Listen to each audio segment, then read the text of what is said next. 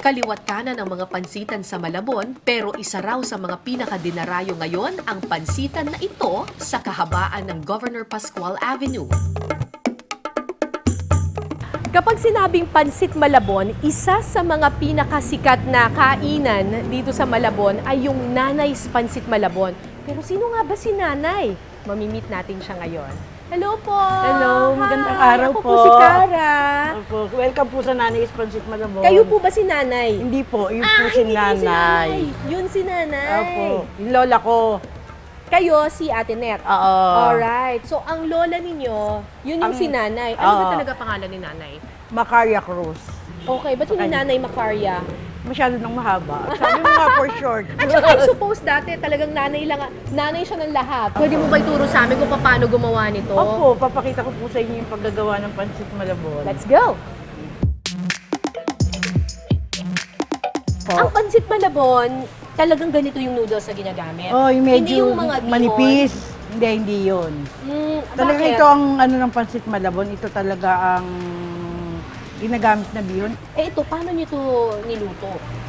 Ano to, binababad siya ng overnight. Sa Kunwari, tubig. malapit na kami mag-closing. Oo. Magbababad na kami sa isang drum namin. Mga siguro ang laman nun, mga 15 kilos, ganun bababad namin. 15 kilos? Okay. Overnight talaga. Bakit?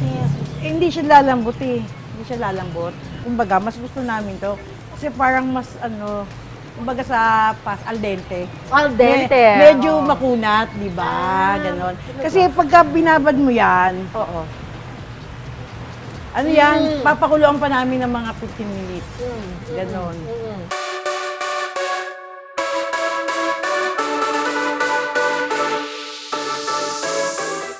So, kailangan talaga na maraming mantika. Mantika. Bakit po? Pag nilagyan kasi natin ito, dapat di ba maging madula siya, mag-bind siya. Propek to, hindi siya yung chicharong baboy, yung propek. Bakit po yan ang ginagamit ninyo? Wala na masyadong gumagamit ng baboy kasi ata para hindi nyo ka-high blood. Okay, so ilalagay na natin siya sa bilao. So ito na yung blanched na pechay bagyo. Ilalagay lang to sa taas lang. Ganyan lang. Ganyan Kapalitan lang.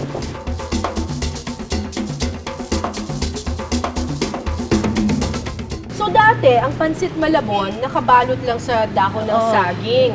Kasi para lang siyang merienda lang. Oo, yung dahon ng saging, lalagyan mo ng papel. Tapos yung iaano mo, parang pag sinara mo, naka-triangle siya. Ito yung talagang Pinoy na pansit. Oo. Maaaring yung noodles galing sa Chinese, galing sa mga Chino na nagpunta dito. Oo. Pero yung ingredients, yung toppings, yung sauce niya mismo, Pinoy na Pinoy at malabong-malabon. Oo. Sarap!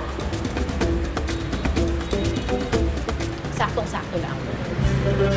Nagbukas ang Nanay's Pansita noong 1984. Si Ate Net ang nagmana ng pansitan ng kanyang lola, Macaria. Nag-umpisa lang daw sila noon sa isang maliit na pwesto sa kanilang iskinita.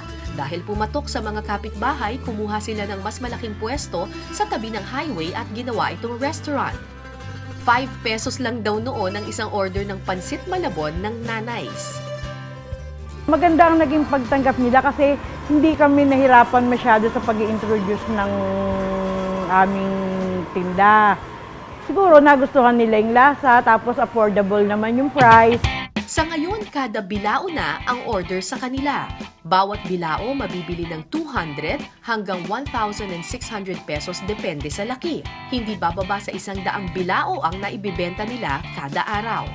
Kasi yung Pansit Malabon namin, timplado ng lahat. Yung bang, kumbaga ready to eat. Wala ka nang idadagdag, wala nang mga add-on. Kaya siguro nagustuhan ng mamimili kasi pag binili nila, kakainin na lang nila.